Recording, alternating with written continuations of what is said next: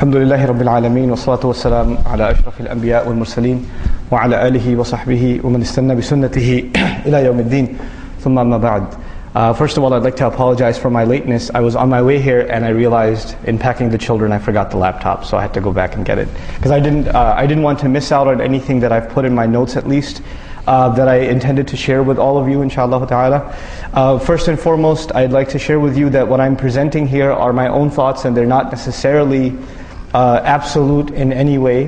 The purpose, the primary intent of this discussion is to actually facilitate food for thought. So all of us are thinking, inshallah ta'ala, about certain issues, and perhaps if we think about them sincerely and together, hopefully we'll come to certain kinds of solutions and address certain challenges that the Muslims are facing. So again, I don't claim to have the answers to the problems, but certainly I'd like to highlight some areas of problems. And as many of you know, this session is dedicated to understanding some of the challenges that the Ummah is facing, especially the Ummah living here in the United States, in the West. And some of the, what are some of the things we can do to try and address those problems. This is a very rhetorical, almost slogan type of statement. What is the problem of the Ummah? Right? And it's sometimes we actually have a very deep, profound answer, but the answer also seems like a slogan. Well, the problem of the Ummah is a lack of Iman. If we really had Iman, then we would be okay. And it seems like that's an oversimplification, but I'd like to start with the fact that that in fact is a very deep and profound answer to the problem of the Ummah. Allah Azza wa Jal has made very categorical statements about this fact. Allah Azza wa Jal, for example, has told us in a context in Surah Al-Imran where Muslims are suffering defeat. He's told us, وَلَا تَهِنُوا وَلَا تَحْزَنُوا وَأَنْتُمُ الْأَعْلَوْنَا إِن كُنْتُم مُؤْمِنِينَ. Don't be grieved, don't be weakened, don't be grieved, don't be sad. You are going to be the ones who are supreme. You're going to be the highest ones, if in fact you are true believers. If in fact you truly have Iman. So the acquisition of Iman has something to do with the Muslims being supreme, or them not being in a situation of humiliation and weakness. And of course, when Allah Azza wa Jalla talks about the kinds of humiliation that the Bani Israel suffered, they were also a nation that could have, had they wanted, Allah would have sent blessings upon them from the sky, and Allah talks about that in the Qur'an. But then what does Allah address as their problem? He says, ثُمَّ قَسَتْ قُلُوبُكُم مِّن بَعْدِ ذَلِكَ. Your hearts became hard. The hearts were empty of Iman. The Iman was not there. Similarly, I'm sure you've heard this phrase before that it seems like the Ummah is dead, or the spirit of the Ummah is dead, or it's like it's sleeping and things like that. And Allah Azza wa Jalla, interestingly in the Qur'an, compares people whose Iman is empty to people who are actually dead. And He compares people whose Iman, whose faith has come back to life, to like plants that come out of the dead earth. So Allah Azza wa Jalla, for example, in Surah Al-Hadid, He says, فَقَسَتْ قُلُوبُهُمْ وَكَثِيرٌ مِّنْهُمْ فَاسِقُونَ. People of the book before us, their hearts became hard and most of them are corrupt. That's what He makes a statement about them. And then He says, اعلموا أن الله يحيي الأرض بعد موتها. You should know Allah gives life to the earth after it had died. In other words, first He talked about the hearts being hard, and all of a sudden He says, you should know, by the way, Allah can bring the earth back to life. In other words, you should know your hearts can also be brought back to life. The Iman in your hearts can be revived as well. But though this is a deep response, sometimes we don't look at it in a deep way. When we say that the problem of our Ummah is a lack of Iman, we don't really address that problem in a meaningful, in a deep enough way. That's at least my thought on it. And so what I want to share with you is that this idea of reviving the Iman, the faith of the Ummah, you can at the very least divide it into three things. This is a spiritual problem, which is I think most people understand. When you say it's a problem of the heart, it's a spiritual problem. The second thing is that it's an intellectual problem. And a lot of people don't give that much attention. Iman is not just a spiritual thing, it is also an intellectual thing. It's something that we are convinced of intellectually as well. And finally, as a result of both of those things, this is a moral problem. In other words, when someone actually benefits from the fruits of Iman, then what comes out of them is this high standard of morality and ethics. Right? They become a person of high character. Right? So when Allah Azza wa Jal, for example, talks about people of Iman, قَدْ أَفْلَحَ الْمُؤْمِنُونَ, He mentions very high ethical characteristics of them, So these three things, a spiritual problem, an intellectual problem, and then a moral problem. The one that gets the least attention, at least as far as I've seen, Wallahu ta'ala a'lam, is the intellectual problem. Though we have to address all three of them. For purposes of this discussion, what I'd like to say is that the personality of the human being, the way we make decisions, Allah Azza wa Jal has divided it into two faculties. And both of these faculties are talked about in the Qur'an. Though as far as psychology is concerned, there are even more faculties. These are the two I'm going to highlight before you today. There's the heart and there's the mind. So Allah Azza wa Jal challenges the mind of the people, and He says, أَفَلَا تَعْقِلُونَ أَفَلَا تَتَفَكَّرُونَ لَعَلَّكُمْ تَعْقِلُونَ. Right? وَهُمْ يَشْعُرُونَ يَعْرِفُونَ. These words are used for the intellect, to understand, to think deeply, to reflect, to ponder. أَفَلَا يَتَدَبَّرُونَ الْقُرْآنَ. Don't they reflect deeply on the Qur'an? These are intellectual kinds of exercises. But at the same time, Allah Azza wa Jalla talks about the dhikr, the remembrance of Allah, the taqwa of Allah, the iman in Allah, removing doubts, and all of these matters, as the Qur'an talks about them, are matters of the heart. So you've got two things to worry about. You've got the heart to worry about and the mind to worry about as far as Allah Azza wa Jalla in the Qur'an is concerned. Now, again, just laying the foundation for what is going to be, inshallah, a long discussion. One of the founding things I want to share with you is that the Christian community, as described in the Qur'an, were people that had very soft hearts. These were people that, remember Allah, and Allah Azza wa Jalla talks about how they are people of soft hearts. And at the same time, what they abandoned was the intellectual dimension. 3 is 1 and 1 is 3 didn't have to make sense.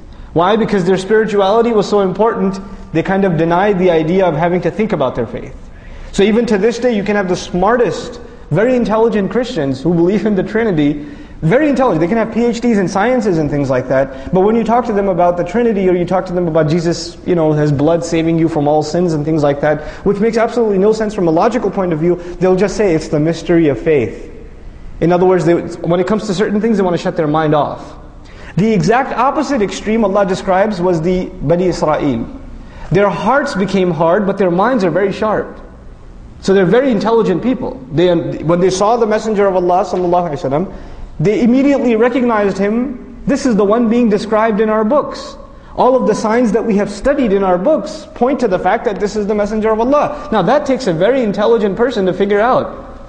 So Allah is actually acknowledging that these people are pretty intelligent. But where's the problem though? When this is good, this is bad. So for the Christian community, this is good, and this isn't being applied. And for the Bani Israel in Qur'an, this is being applied, but this has gone bad. You understand? Now this ummah is supposed to be the ummah of balance. So what is supposed to be sound when it comes to us? Our hearts and our minds. Right? These are not rhetorical statements. These are very powerful declarations. Now, what I want to share with you about the intellectual, I'll move along quickly inshallah ta'ala, is that we are living in times where the foundation of Islam is under attack. And Islam is only the most recent victim of a larger attack. The larger attack is against this idea of faith and religion altogether. Religion is something for stupid people. It's something for pre-modern people. Now that we are living in the scientific age, in the age of open-mindedness and enlightenment, we can understand that religion was only developed by older societies to help control the masses and to help keep society organized and keep people from doing crimes. Because you can't stop them from doing crimes because of the fear of police or this or that. But if you instill in them the fear of a divine being, whether that divine being is the sun god, or it's this tree that you worship, or it's the clouds or whatever, or it's one God in the end, but we're going to instill a fear of a God in people so we can organize society and control them. So modern philosophers started looking at religion as a means of just controlling people, and it's one of the more recent expressions in philosophy, religion is the opiate of the masses, right? That religion is kind of like a drug. You get high off of it and you can be controlled, masses can be controlled. So a pastor or an imam or a rabbi can speak before a crowd of 1,000 or thousands and they will all listen intently. Right? So they're all basically drugged. Right? They're all drugged. So they look at religion as this inferior thing.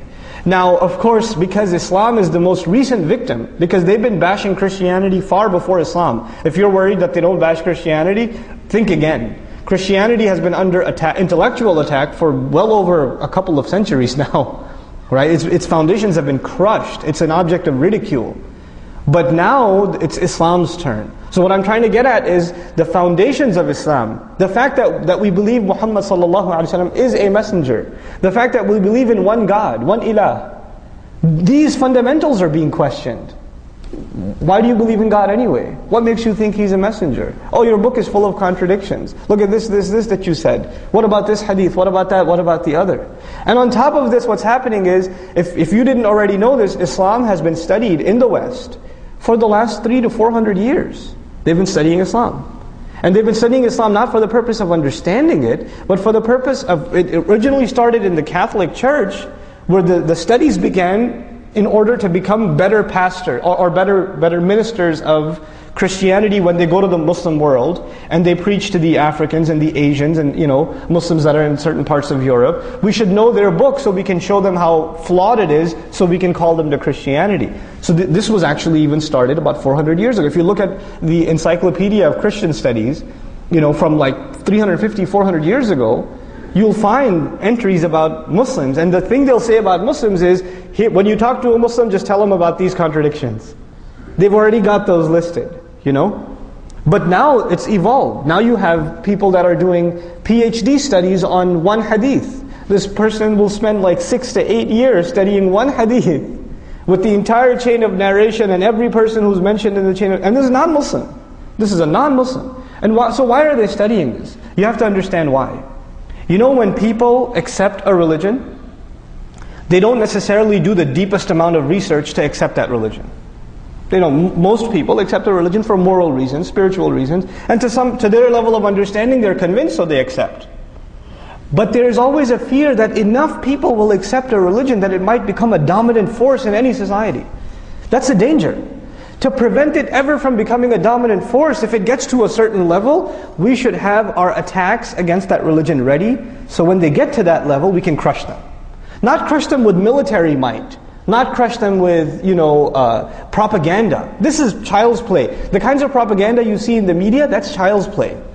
You can even a soundly knowledgeable Muslim teenager can tell that this guy talking about the Quran or the Seerah or the Messenger of Allah sallallahu alaihi wasallam, this guy's an idiot. He doesn't know what he's talking about. The kinds of attacks that we see in the media are childish, really. But the real attacks, they're holding them back because they've been engaged in this deep study of Islam for some time. And so when you get into, for example, I know brothers that, their intention was they're going to study Islam in the Muslim world, and then they're going to come here and they're going to do PhDs in Islamic studies in different universities, things like that. And they got into one such program. For example, I have a friend who's in Harvard at the Islamic Studies program. And I met him, he was getting his master's, then he was going to get into his PhD, again, Islamic studies. He's not even done with his master's. I went to Boston and I was hanging out with him, and what does he tell me? He says, man, after the 2 semesters, I lost my faith. And the only way I can actually continue my studies is that I stop thinking about it. Because if I think about it, I can't keep my iman anymore. It's gone. And so, because you know what they do, it's amazing. It's amazing. I'm impressed. I'm impressed with the level of planning. The first semester he attended it's called Ilm al-Hadith, Science of Hadith, right? And you know what the premise is? For the last 80 years in American academics, when they study hadith, you know how we say how authentic a hadith is? Muttafaqun alayh, the strong chain of narration, tawatur, things like that. It occurs in Bukhari and Muslim, So the stronger the chain is, the more authentic, the more reliable the hadith is. They reverse engineered it. They presented a theory where the stronger the narration, that means the more these Muslims had to come up with sort of a fabricated list to make sure the Muslims follow these texts. In other words, the stronger the chain of narration, the more suspect the text. That's what they begin with. And they'll have research and papers and articles and discussions on this stuff to the nth degree. And if you don't know your stuff, you're going to get swept away in no time. And this isn't a PhD program. Let's come to at least all of our youth eventually are going to go, I would think, into a bachelor's program at the very least. An associate's bachelor's program. Now there's Islam 101. Or Philosophy 101, or the Philosophy of Ethics. In Islam 101, you can get your faith rattled. I took an Islamic studies class when I was in college. And the questions they asked, they would ask us, the Muslim kids questions. I would go to the Imam and ask them questions, and the Imam would just say, Astaghfirullah, make dua. You know? Because this is waswasa of shaitan. He's putting doubt in your mind. I was like, dude, this is my professor, not shaitan. I mean, he may be, but I'm saying. But we need to have, this is my first major point. When we say that the problem of the ummah is iman, then protecting the intellectual integrity of iman is critical. The things that they're trying to attack, they're not trying to attack the top of the building. They're trying to attack what? The foundation. When the foundation is gone, you don't have to worry about the rest of the building. It's all gone. Right? Our entire Islam is built upon this faith. When you take that faith away, there's nothing left. So we have to, the first order of business is that we actually have to guard and strengthen and fortify this foundation. Not just from a spiritual point of view, but also from an intellectual point of view. Let me speak to you in practical terms. In Islamic school, in Sunday school, in a halaqah at the masjid, you can learn about Tawheed al-Rububiyyah, right? Uluhiyyah, al-Asma' wal-Sifat. You can learn about those things. You can read a book on Aqidah. You can learn about Tawheed. You can learn about Akhirah. You can learn about Risala. But you know what we have to study in Aqidah now? We have to study, anthropology. We have to study Darwinism. We have to study Richard Dawkins, the leading atheist in the world, whose studies against belief in God are now being studied at the highest levels in universities. And I've met Muslim kids who have left Islam over the last summer. It's been very depressing for me.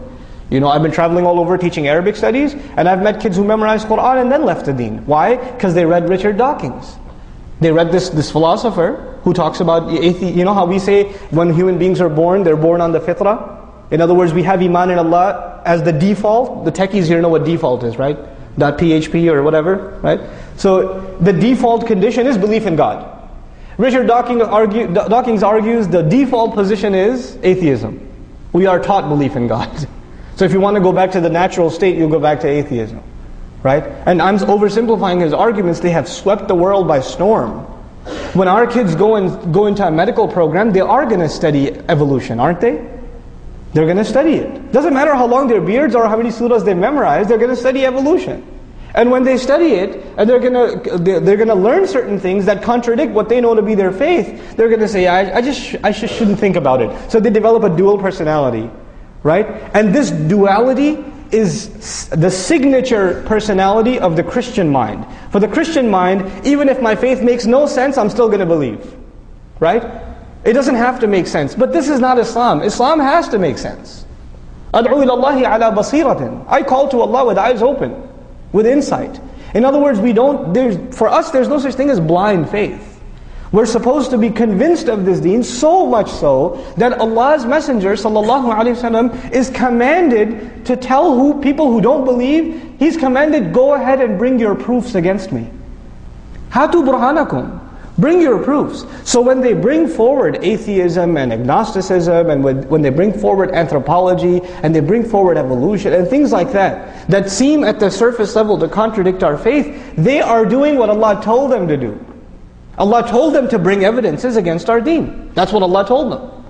The problem though is if we don't know our deen, then we're not ready to respond. Don't think Qur'an is not strong enough to respond to those things. We haven't studied it deep enough to respond, is what the problem is. So this intellectual problem is something that is very serious, and we haven't even begun to address it.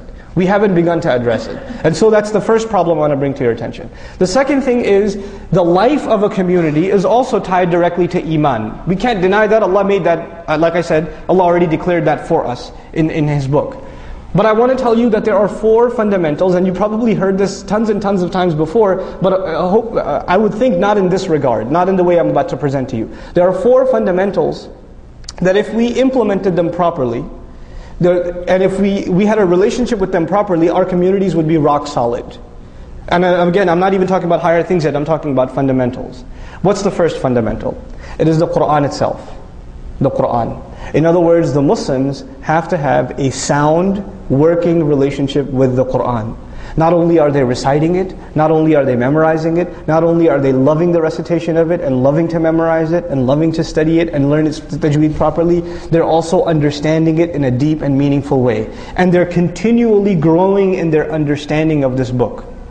You know, Qur'an is an incredible book. Usually when people study religion, they become more strict and closed-minded. The Qur'an is incredible. The more you study it, the more open-minded you become. The more it opens your mind. The more it makes you think about things differently. Right? It's a means by which you can become more intellectual.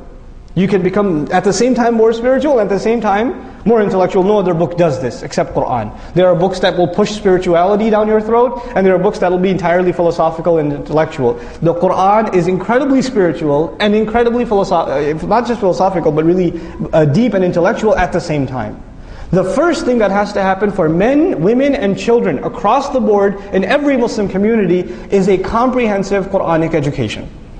From the basics to this idea of engaging in pondering and reflection on the Qur'an. You know, really engaging the text and really appreciating what Allah Azza wa Jalla has to say to the best of our ability. That should be a communal exercise, and it needs to be facilitated. You know, Umar bin al-Khattab radiallahu anhu, in his position as Amirul Mu'mineen, one of the first orders of business is halaqat of Qur'an. Halaqat of Qur'an all over. And Sahaba are sitting and they're studying Qur'an together. Right? Because this has to do with us keeping our identity intact. That's the first thing. That's the first fundamental. The second fundamental is salat. And when I say so, you've heard about the importance of salat tons of times. So I'm not going to repeat what you've already heard hundreds of times. But I will tie it to what I'm trying to say here. When you have a healthy relationship with the Qur'an, you know how even the most highest professions like physicians or architects or whatever, even they have to go for refresher seminars and reviews? Right? You've internalized this really deep, profound thing. Where do you get your review? Salat. Every few hours you stand in front of Allah and you review what message He's given you, the profound words that He's given you and me. So it's an opportunity for us to refresh our faith constantly. It revives us spiritually and intellectually every single time, if we are able to engage in our salat. But if our salat is what it is right now, which is pretty much very good cardiovascular exercise, right? And it's not much more than that. For most of us, we don't know what's being recited. We don't know what Allah Azza wa Jalla is saying in the Qur'an. Now this is a tragedy. Because the means by which you can keep Qur'an alive in the community, Allah gave us that mechanism. That institution is salah. When the salah is not connecting you to Qur'an, nothing can connect you to the Qur'an. Because salah is what Allah gave us to connect to the Qur'an. That's what Allah gave us. What can we have in addition that's going to work? So we have the halaqat and the tafasir and things like that, but there needs to be a mass movement of facilitating Arabic education for Muslims across the world, and I'm just saying specifically here in the United States. We should have access to the best form of Arabic education for the purpose of us having a better sound experience in salat. This has to do with us surviving. Because when our salah becomes empty, then the entire deen is gone. Because you know, salah is directly connected to three things. I'll make quick mention of this. The first thing is the state of the ummah, the state of the union, right? The state of the union, Allah's Messenger ﷺ says about the salah, He says, "In saluhat saluha al-amru kulluhu." If the salat is good, then the whole thing is good. If salat is good, the whole thing is good. You know, it's an amazing thing to say. It's not just about making wudu properly and facing the right direction, and those are all important peripherals. But what's the heart of the salah? To connect to the word of Allah. To have this deep relationship with, and if that's there, then the ummah is okay. Then they're connected to what they need to be connected to. You know, their halaqah of Qur'an is when they stand in front of Allah subhanahu wa ta'ala. It's an amazing thing. So that's the first thing. It fixes the problem of the ummah. The second thing about salah I want to mention is, you know how I said the fundamental problem of the ummah is iman? Did I say that? Right? You know, in the Qur'an, Allah uses, when the qibla changed, when the qibla changed, Allah Azza wa Jalla says, وَمَا كَانَ اللَّهُ لِيُضِيعَ إِيمَانَكُمْ. You know, the Jews came to the Muslims and they said, you had the wrong GPS address all these years. Your salat didn't count. Because the qibla is this one and you've been praying towards Aqsa. You know, they said all those years got wasted, huh? And Allah says, no, Allah will not waste. He didn't say Allah will not waste your prayers. Allah says Allah is not one to waste your iman. In other words, in the ayah, what iman means is salat. To Allah Azza wa Jal, salat and iman are the same thing. So if salat is good, necessarily what does that mean? Iman is good.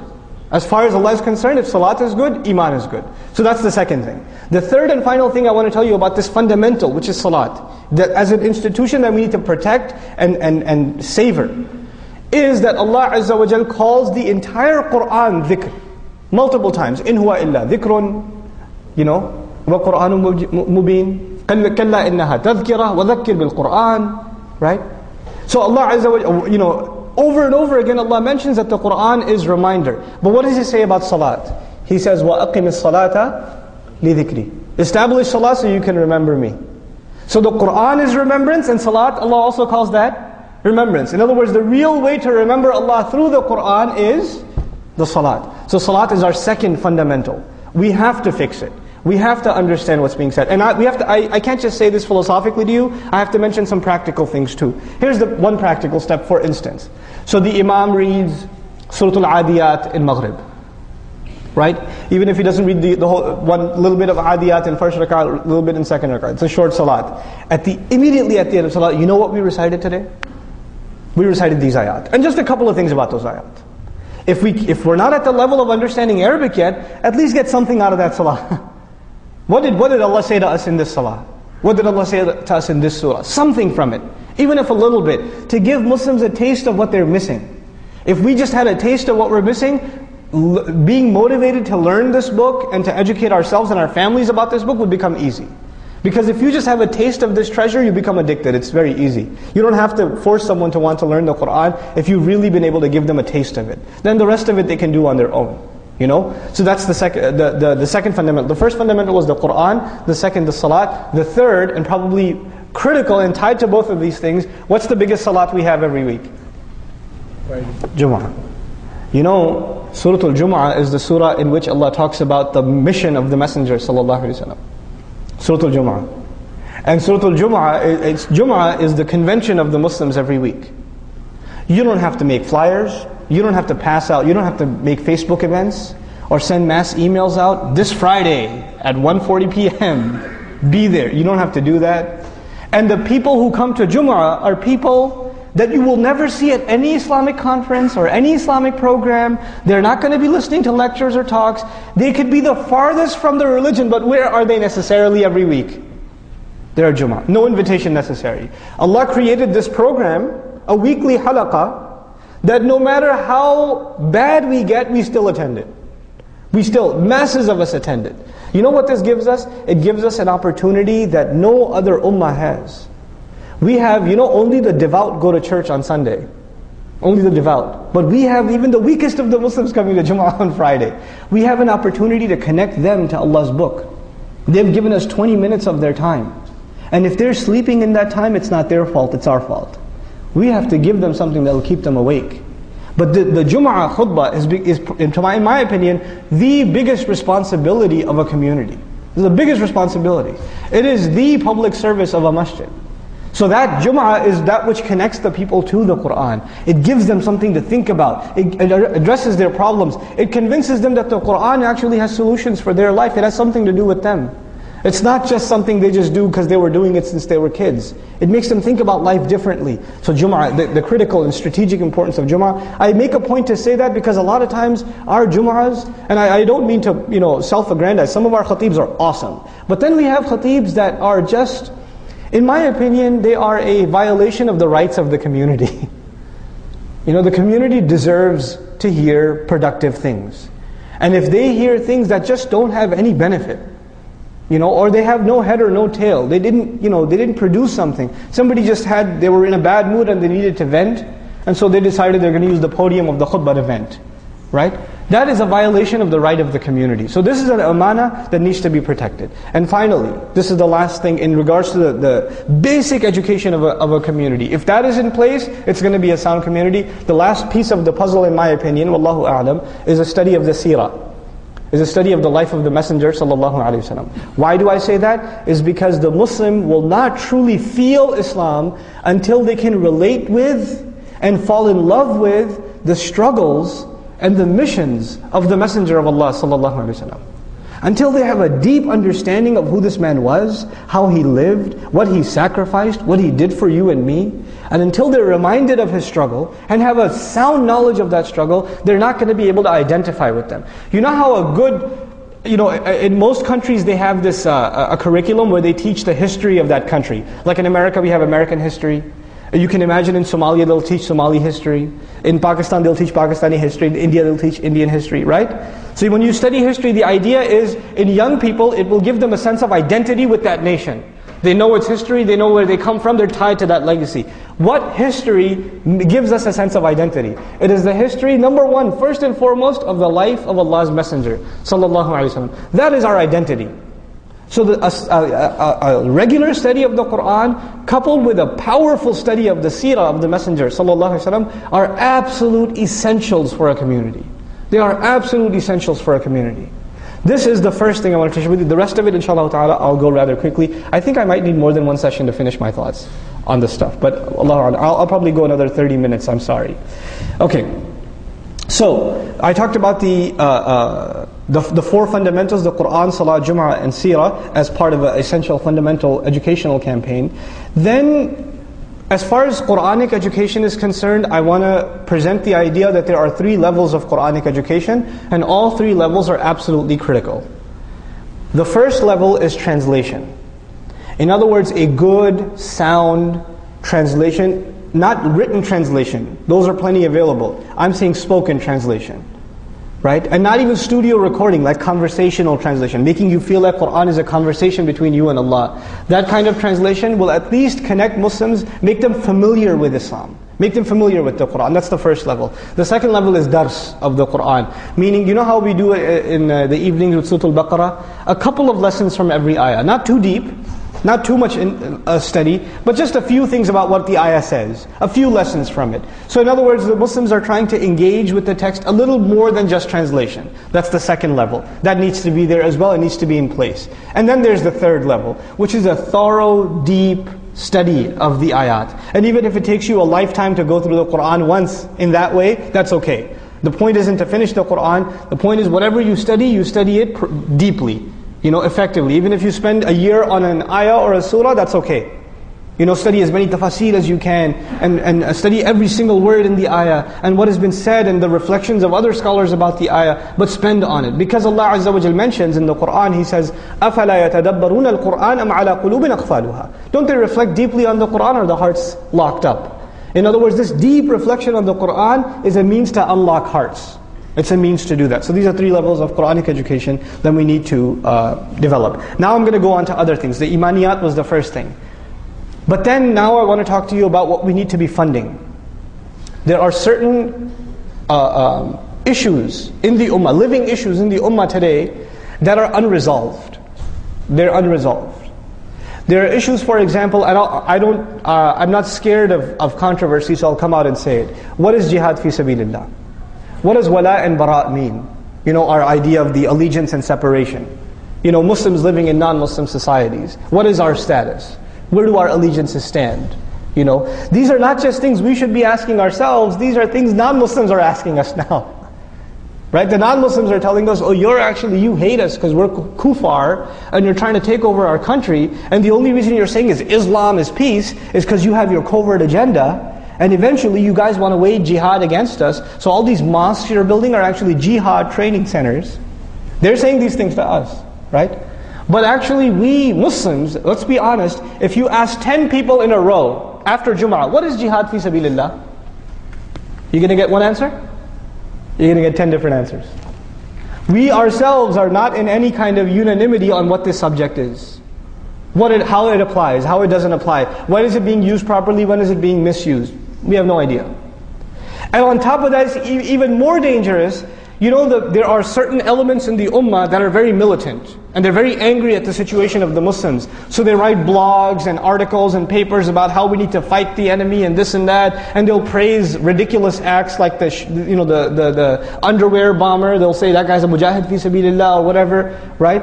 There are Muslims on that plane, for God's sake. I understand men, women and children on that plane. But they'll call it jihad fi sabilillah, and they'll quote ayat and a hadith. And some stupid young Muslim teenager is going to read that blog and say, man, this guy's got a lot of daleel for what he's saying.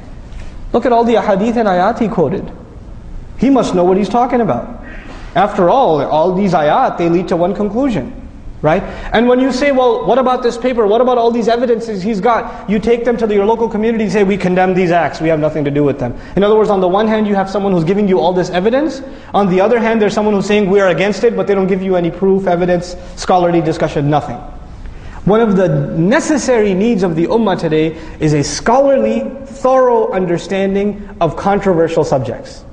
Not just so we can explain them to non-Muslims, for our own selves.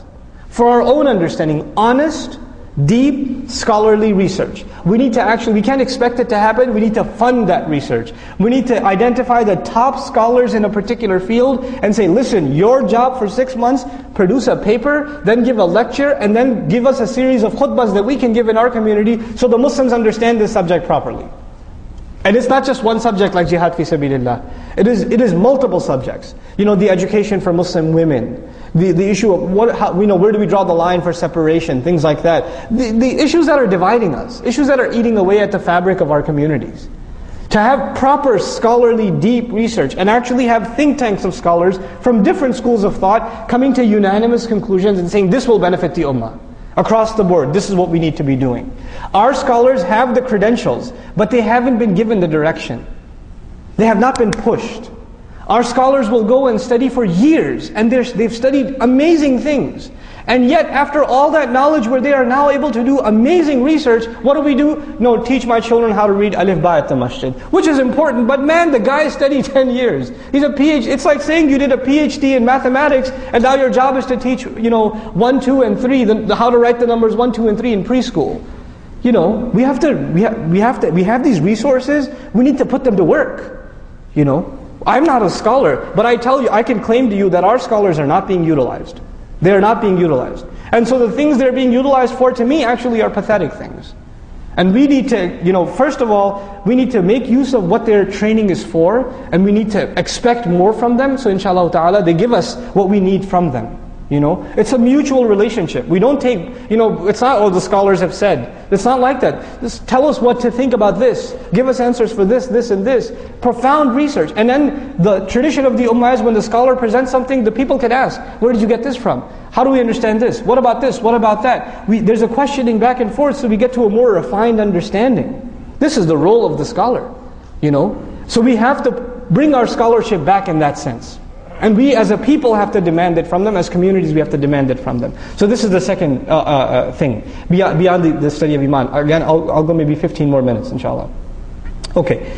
Now I want to talk to you about something that we cannot disconnect ourselves from.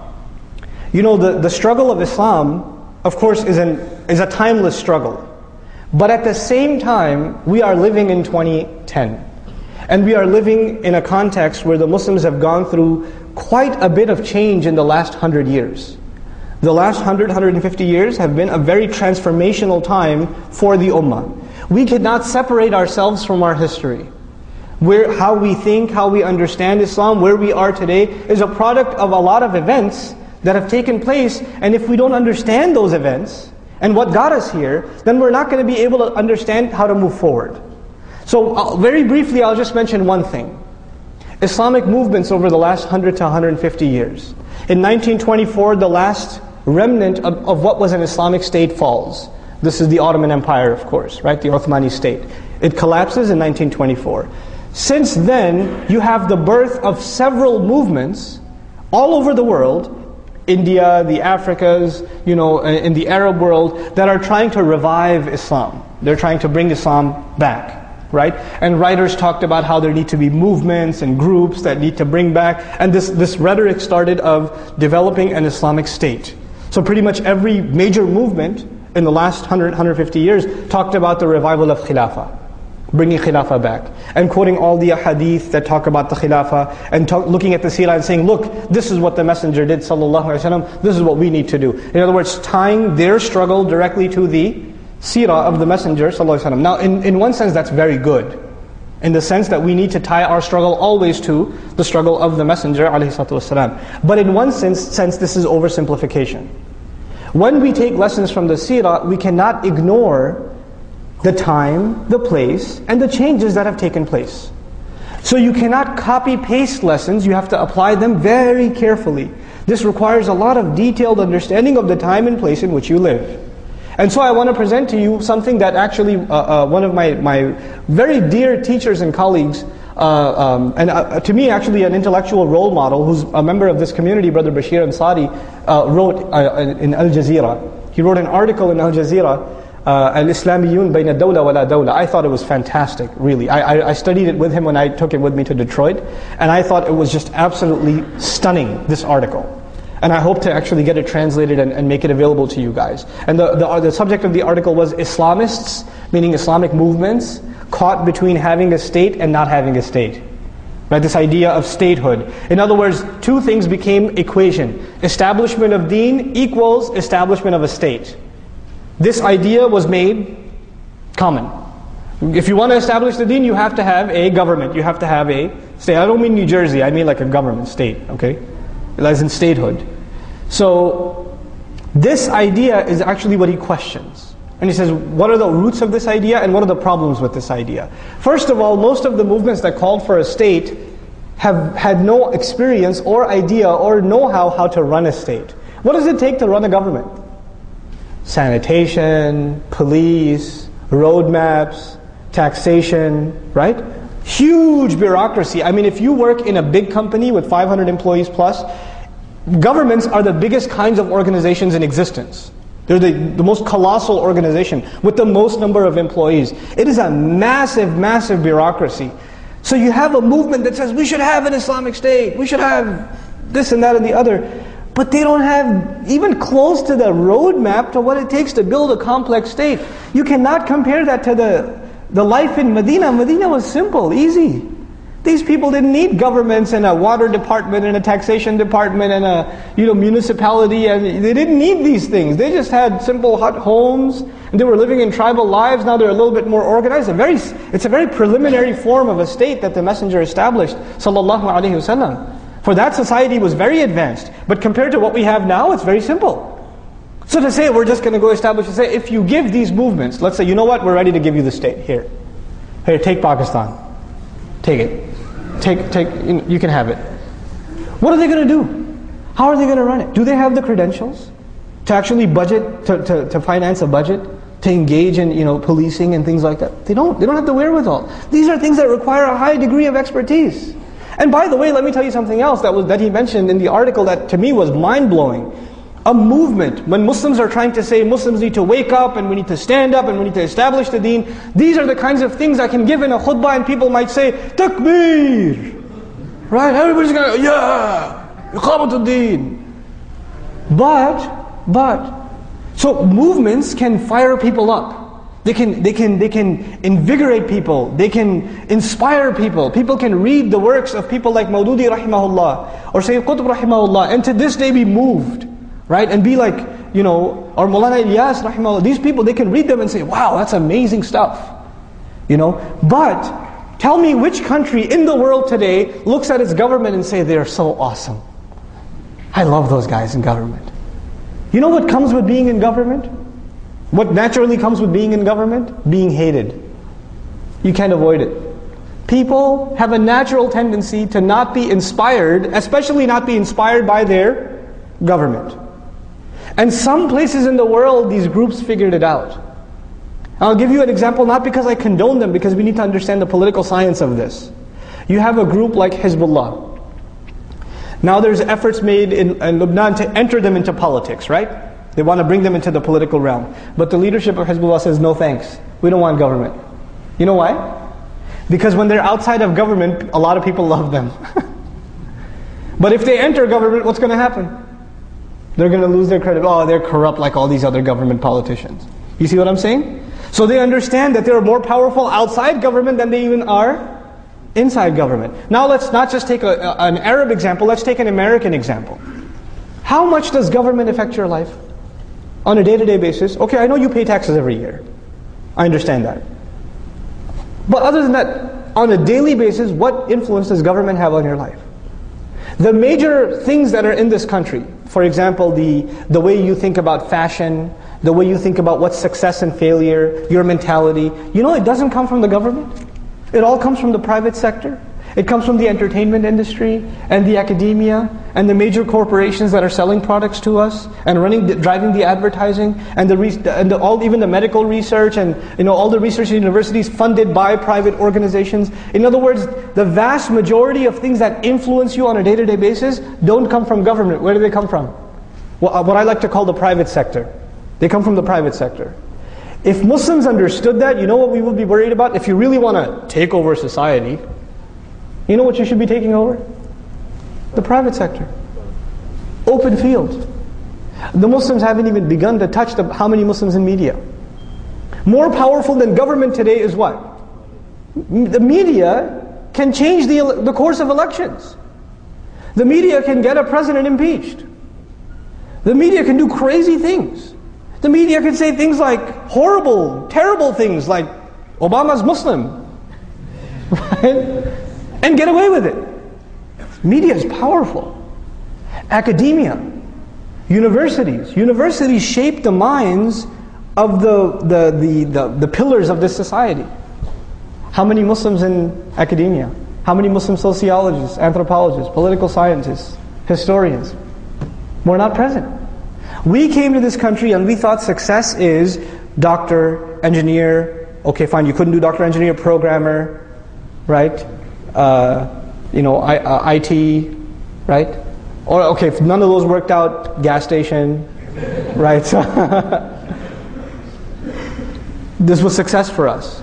If we make good money, if we can buy a nice house, if we can live in a nice neighborhood, we've got success. This is success for an individual, maybe. For a community, look at what, and I'm baffled by the Jewish community. I'm amazed by them. You know why? Because when they first came to this country, they were treated like we are treated now.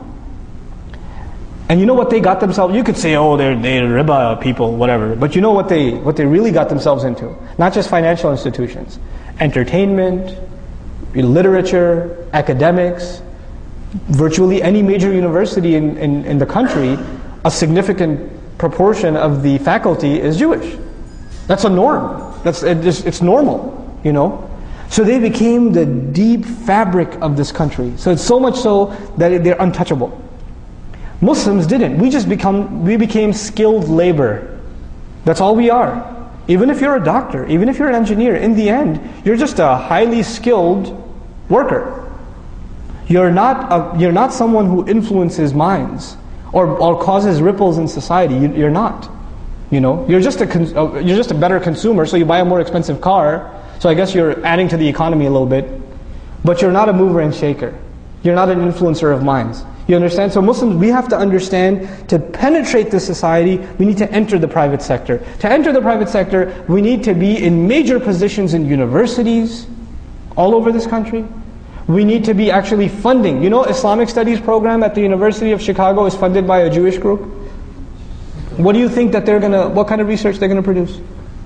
Which Islamic Studies program at the PhD level is being funded by Muslim organizations? There's one attempt being made in Detroit I think in Troy, Michigan. And they're asking for an endowment of a couple of million, and the Muslims are struggling to come up with those money. I appreciate their effort, actually. If you're not entering into this is the game. You got to enter the game.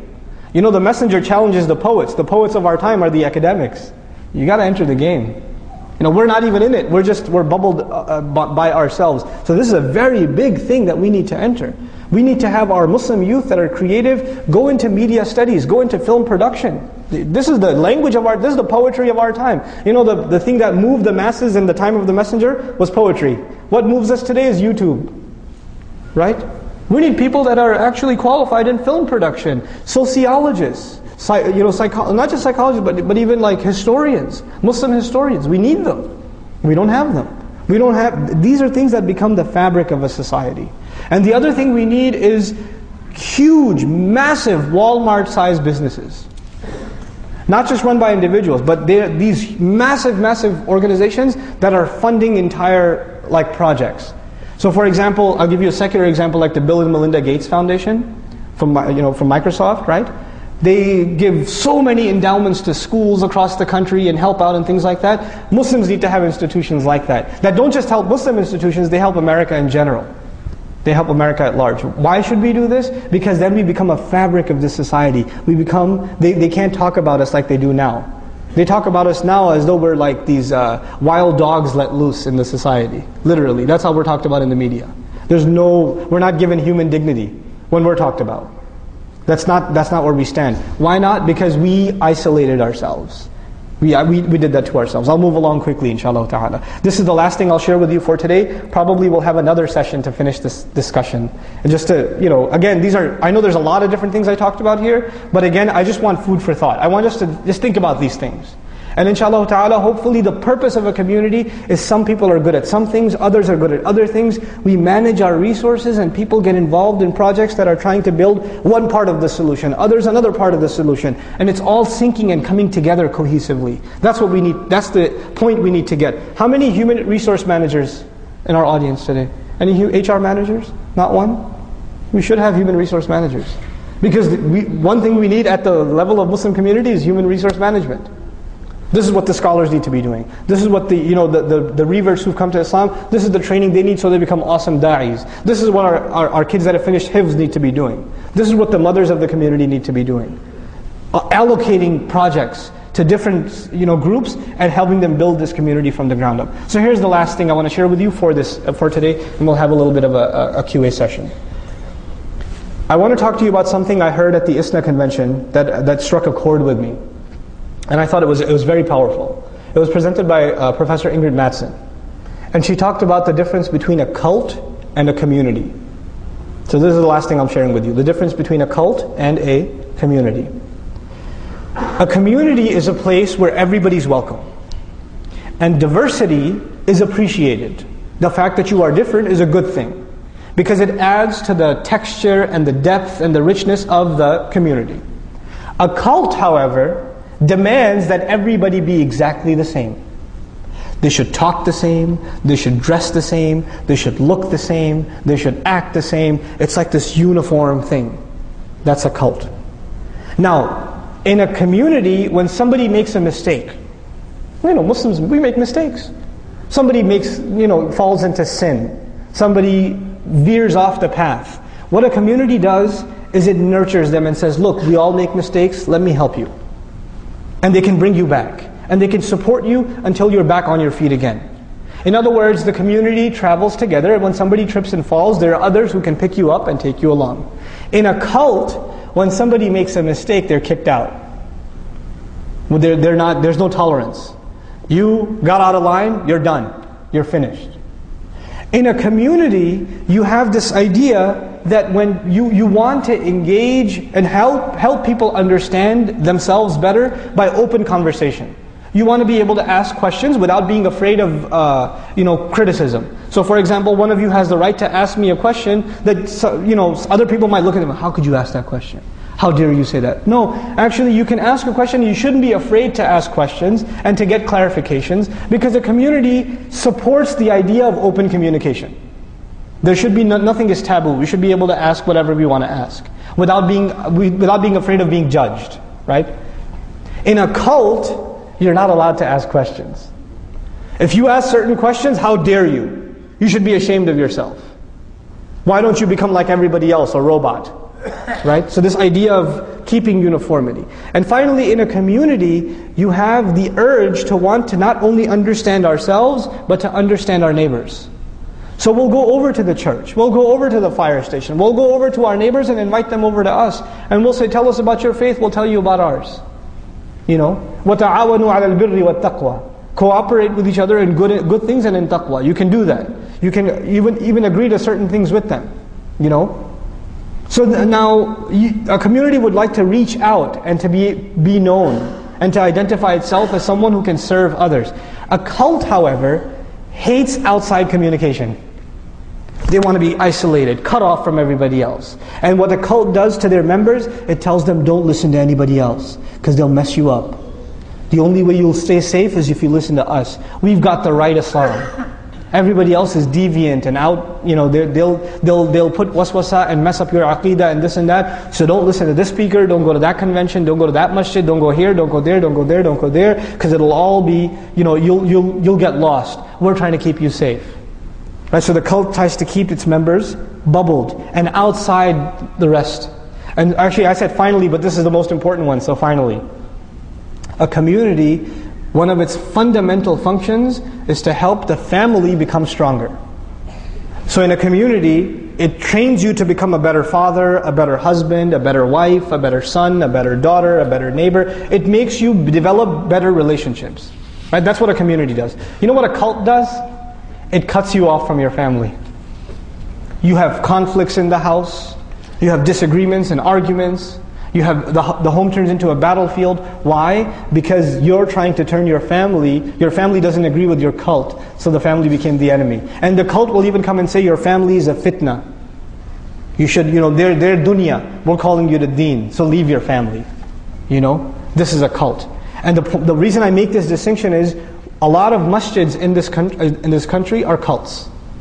A lot of masjids are cults. And what we need in this country is communities. We desperately need communities. We need to understand this difference, and we need to help our masjids come out of a cult and eventually become a community. And sometimes we're in between. We're kind of in between somewhere. And we're hoping that all of our masajid, inshallah ta'ala, are healthy, functioning communities. And they don't end up becoming cults. There's a very important distinction to make, and an opportunity for us to move forward. Inshallah ta'ala, at this point I'll take written questions. Written questions only, right? Okay. Okay. For those who have limited Quranic language, what is the best service source for understanding the Quran besides attending halaqah and asking the ulama? Jazakallah khair. Can you recommend any books or series of books to understand the Quran or translation with a deeper level in modern and simple English, especially for the youth? Most of us from Asian countries have been raised with a warning that tafsir translation are only for ulama and scholars. What is your take on this? Please comment. Should Muslims compromise on the site of the Mosque of New York so there will be goodwill in the USA for Muslims? Even our Prophet ﷺ compromised with the kuffars of Makkah sometimes for the better future of Muslims, and eventually victory over the kuffar of Makkah. Wouldn't $100 million be more productive for the ummah to invest in 100 different masjids across the US instead of so stiff and pushing ground zero masjid projects so hard? What is the encouraging negative media and turning general masses against Muslims and creating lots of hate crimes in masjids all over the country? Okay, really awesome questions, by the way. Okay, so as far as number one, Quranic studies, there are several resources available. In English, one of the things that we're trying to do in Bayyinah is to create an audio library of a study of the Qur'an. So if you don't know about it, now you do, inshallah. If you go to bayyinah.com, Bayyinah, bayyinah.com. If you click on podcasts, you'll see tafsir lectures on the Qur'an. We're trying to, over the next 10 years, do a series on the entire Qur'an. That's at least for audio listening. And it's a partnership between myself and Sheikh Abdul Nasir, who used to be at Colleyville. And actually he's leading Taraweeh this year also here. So he's doing just Tabarak. I already finished Juz Amma, and I'm going to start here at this masjid after Ramadan again. Bismillah. And all the recordings are put up for free, so you have access to them. The second resource, there are some very, very good books written in English on the Qur'an now. A lot better than what was out there before, and a lot more contemporary language. The number one book I would recommend is Pondering Over the Qur'an. This is a translation of Tadabbur al-Qur'an from Urdu into English, and it's excellent English. It's very, very good English, and it's very impeccably written. Once again, it's called Pondering Over the Qur'an by Islahi. That's the name of the scholar. A good translation, even though I have a lot of disagreements with translation, but nonetheless better than most that are out there. I would recommend Oxford University Press, Abdul Halim. Abdul Halim put out a translation of the Qur'an, and it's closer to the text than others, even though I have my share of criticisms of that translation as well. So you have those couple of resources. As far as having a meaningful relationship with the Qur'an is concerned though, each one of you, I don't care if you became Muslim yesterday or even Muslim your whole life, you have to convince yourself that you can and you will learn the Arabic of the Qur'an. You have to convince yourself of this. There's no way around it. This ummah has to know it. We are a multinational ummah that spans the entire globe, and everywhere the Muslims went, we learned Arabic. It's not just an Arab thing, it's a Muslim thing. It's not limited to the Arabs. It's part of our identity. Ibn Taymiyyah rahimahullah said that every nation has a flag, and the flag of Islam is the Arabic language. Right? So this is our identity. Imam Shafi'i rahimahullah said it's wajib on every Muslim to learn it as much as it's possible. بِقَدْرِ جَهْدِهِ, as much as humanly possible. As far as the question of, we're taught that studying or the Qur'an is only for the ulama and scholars, there's an extreme. There are two extremes. I'd like to share both extremes with you. One extreme is I can read the Qur'an and figure it out myself. That's one extreme, and it's false. The second extreme is the Qur'an is only for the scholars. It has nothing to do with me. If the scholar tells me something about it, well and good, I'm not going to engage in a study of the Qur'an. That's also false. A healthy relationship with the Qur'an means you are studying the Qur'an, you are studying tafasir, you're studying an ayah, and when you don't understand something, or you want to make sure what you understood is correct, you go to the alim and you ask him. But you continue your own study. You continue to read the tafasir. The great works of the scholars were not written for scholars, they were written for people. Mufti Muhammad Shafi used to give radio lectures in Pakistan that were turned into the Tafsir Ma'arif al-Quran. It wasn't written for scholars, it was written for you and me. And now it's been translated into English too, Ma'arif al-Quran, even though the English isn't all that good. But the idea is these are written for us. So we need to study them. And of course you'll read things you don't understand. That's when you put the scholars to work and you go to the Imam. You come to Imam Zayd and say, Imam Sahib, what about this ayah? I don't get this. What does this word mean? Or what is this doing here? Can you help me understand? And maybe our Imams don't know and they'll force them to do research and come back to you. So this is a healthy thing to do. And this is something we should be engaged in. We shouldn't be afraid of studying the Qur'an, but we should respect the scholarly tradition of it at the same time. Okay. Very less numbers of youth. I didn't talk about the ground zero thing. I guess I have my own opinions. I can't give you the official Islamic stance on it. But I think this, more than anything else, the ground zero issue is an eye-opener for Muslims. They didn't come and attack it saying, we don't want a mosque here. That was the first thing they said, but they realized that sounds racist and that sounds prejudice and it's against freedom of religion, so we're not going to go that route. You know what they came and said? We don't know who this Imam guy is. We don't know what they get their money from. Right? They came with all these other questions. So we all know why they don't want it. They don't want it because it's a masjid. But now they're coming at those attacks from a bureaucratic or background check point of view. This is a great look in the mirror for us. You know why? Because now we know that when we run a masjid or any Islamic institution, our accounting better be crystal clear. And our background checks better be solid. If we're going to be in this country, we have to learn how to survive. And we cannot run our masajid the way a masjid is run in Hyderabad or in Lahore or in Cairo. It's not going to run like that. We have to have certified professional accountants. We have to have crystal clear accounting on the books. We have to have an open relationship with the IRS. We have to have open background checks, and we have to have even a transparent relationship with the authorities. They should know who we are, and we know who they are. So when somebody comes against us and says, what are you talking about, man? Go ask the director of the FBI, he knows our Imam. Go ask him. Because they know who we are and we know who they are, we have nothing to hide. Right? We can't be this secretive, blocked off, the kuffar are trying to get us. Well, the kuffar live next door to you, okay? So, we can't live like that. So this is an eye-opener for us. As far as the masjid itself, my opinion on it is there are multiple roads we can take, only Allah knows which is successful. One of the roads we might be able to take is to put a moratorium on the construction of the building or the establishment of the center, and say, because of the prejudice and the racism that we have faced, we have decided that it's in the best interest of our community to take a moratorium on the masjid issue, and we're going to not pursue the project for another year. But at the same time, we're hoping that this is a chance for America to look in the mirror and ask itself, does it really believe in freedom of religion and civil rights, and the right to happiness and things like that, and freedom of worship.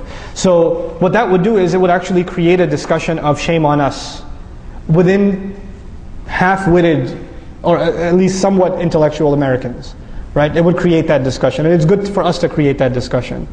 At the same time, the masjid project overall should be supported, because America needs to know that we are here too, we are part of this country also, and we're not going to back down. We're not visitors here. If you're American, this is as much your land as it is anybody else's. And we have to have that sense of ownership. And I say this because Muslims, we don't have a sense of ownership here. We don't. We have this pipe dream, we're going back home. And it is a pipe dream. You're not going back home. When you go for 2 weeks, you can't wait to come back. You put your flight earlier. right? And some of them, land of the kuffar, I'm leaving, I'm going to the land of the Muslims. And they went, and they came back after, I couldn't take it, man. And they're right back where they were. So get over it. This is your country. Get over it. Okay? And act like it. And we have to, on a side note, we have to stop acting like the people that are around us, or we're somehow not American. We are. Sorry. I know it might hurt your feelings, but we are. It's so disgusting when Muslims can have a conversation and say, brother, I was talking to one of my American friends. What do you mean, one of your American friends? What he means is my non-Muslim friends. So in the mind of a Muslim, when you say American, it necessarily means what? Non-Muslim. That's disgusting. America has nothing to do with being non-Muslim. You understand? And that, what that proves? You don't see yourself as part of this country. If you don't see yourself as part of this country, why in the world would they see you as part of this country? Why would they have a reason to see you as part of this country?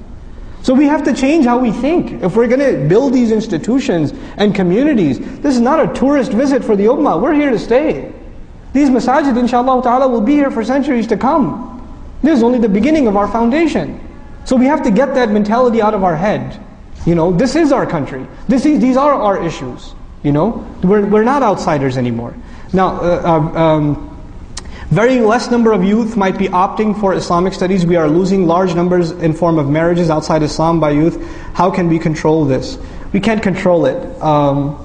The first thing is Islamic studies, in my opinion, you are free to disagree. I believe that a very, very, very, very small minority of Muslim youth should be studying Islam full-time. I believe the vast majority, if not all Muslim youth, should be studying Islam part-time, and that should become a part of their life. This idea, I will study Islam one day when I'm free from all my obligations and I'll fly over to Syria or Jordan or Pakistan and then become an alim, get over it, that's not going to happen for you. But you should be studying Islam for your life. But a few of our youth, we do need ulama. But not everybody. And this idea that I want to go study at an institution so I can, a lot of kids, man, I'm telling you this, I know this came up, it's not really our main topic, but I should say it. A lot of our young kids, it's no different than the rock star dream. It's no different. This young kid sitting in the audience, religious kid, he sees a khatib give an awesome khutbah, he says, I want to be like that guy. I can't wait to be flown first class to a conference and I can give a speech at the stage and everybody's going to say takbir. How do I do that? I should become an alim. I should become a scholar. I should go to this institution or that institution. Why do you want to do that? Because I want to be like that guy. Look, if you want to serve Islam, that's one thing. But if in your head there's this thing about, we need more speakers. We don't need more speakers. We need more workers. And you can serve Islam without having to be from a certain institution. And I'll be honest with you, I have a problem with most institutions. Because very few respectable Islamic scholarly institutions in the world, for a good number of them, they are so influenced by the politics around them and the ideological garbage around them that they produce zombies, that they come back and they try to turn us into zombies. They go there and they become these twisted weirdos. And then they come back and they teach that, what happened to you, man? Why are you so weird? So they go there and they become like strange. I'm not going to single out any institutions, but there are some very powerful, reputable, scholarly institutions in the Muslim world, in the Arab world, in the Indo-Pak, in the Africas. They are there, but a good number of them they're just producing shameful results. It's just shameful. They're not adding to the solution, they're adding to the problem. But this idea of Muslims marrying outside of the faith, that's not the problem, that's a symptom. The problem again is iman. We haven't educated the community properly or well enough. What is the best way to make this Islamic education affordable to all Muslims? Islamic schools are expensive. Islamic seminars are expensive. Islamic media is expensive. Awesome question. If the universities in America are not properly teaching Islamic studies for Muslims, then where should we pursue higher education of Islam in America? Okay, two very related questions. In, again, my opinion, Allah knows best. And this will be the last question we'll take, right? Or you have tons more? Yeah, tons more. Okay. So, as far as Islamic education is concerned, I am a big believer in providing sustainable, affordable, quality education. Now, how do you do those three things? I know some of you will not like my comments here, but I have to be true to my convictions. And I'll just say with you what I'm convinced of, and we can have a healthy conversation with it afterwards. May Allah reward all the Islamic schools all over this country for the effort that they've tried to do, or they've tried to make. And I know that if you try to criticize an Islamic school, people who work for it and have poured their sweat and blood and tears into it are naturally going to be defensive. I myself used to be the principal of an Islamic school. But I do have to say some things. I'm just going to come out blunt and say them. Number one, the vast majority of our Islamic schools in America are a monumental financial failure. Number one. Number two, they're a monumental administrative failure. Number three, they're a monumental educational failure. In other words, if the idea was we're going to teach Islam and Arabic in addition to secular studies, the two things that are taught worst in Islamic schools is Islam and Arabic. The least quality education is in Islamic studies and in Arabic. And if the idea was we're going to put our kids, and a lot of parents, let's be honest, a lot of parents put their kids in Islamic school not because they wanted Islam for their children, they just didn't want their boy having a girlfriend. That's why they put him in Islamic school, because they saw that this kid's getting a little crazy, so put him in boot camp. In other words, the Islamic school, right? So it's more of a sort of a patching the hole kind of thing. So a lot of our parents who are bringing our children to Islamic school aren't even very religious themselves. But they're only bringing them because they think it's going to plug a hole. And the thing is, the culture of an Islamic school, with very, very, very few exceptions, and inshallah this masjid is an exception, very few exceptions, the culture of the children in an Islamic school is no different than the culture of the children in public school, except that there's less interaction between boys and girls. But the things they have on their iPods, the things they're watching at home on a computer, the things they're doing on the weekends are identical to public school kids. That's pretty scary.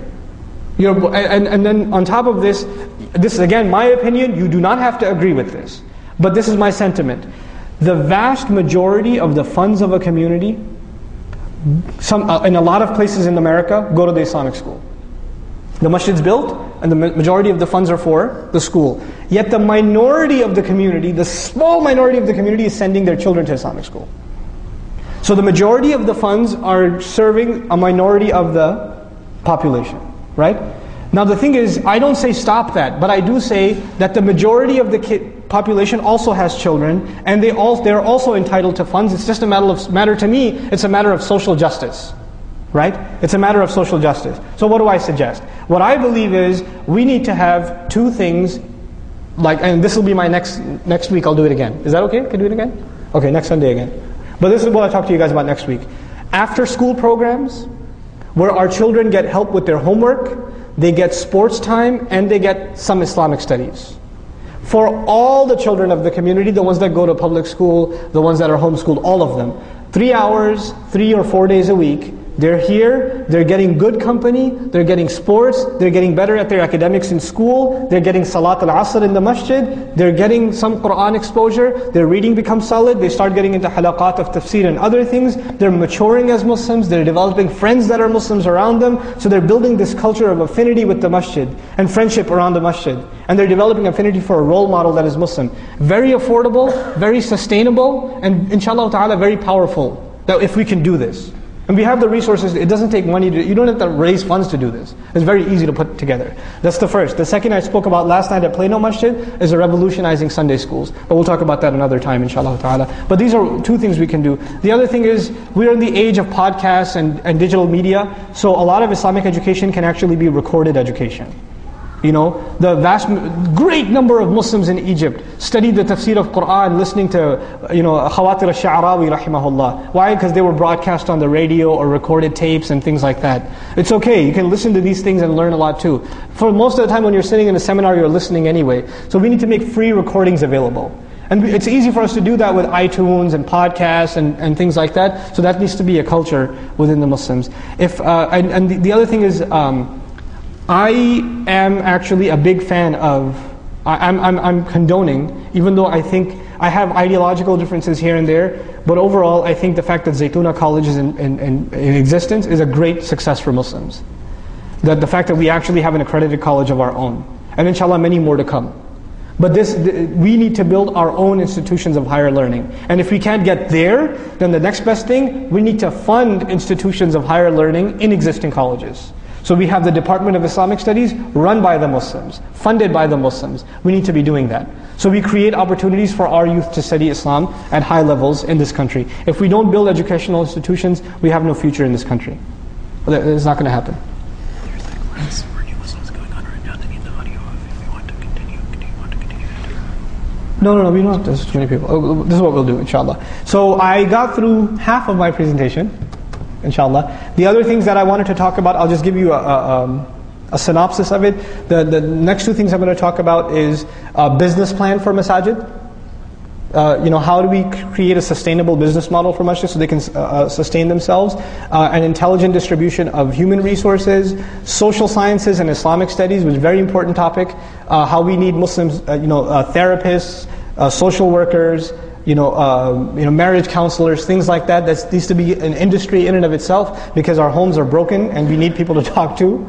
So this is an area that needs a lot of work. And finally, inshallah, we'll have a long conversation about engagement. Engagement means how do we fight back against the wave of attack in the media? How do we effectively fight back?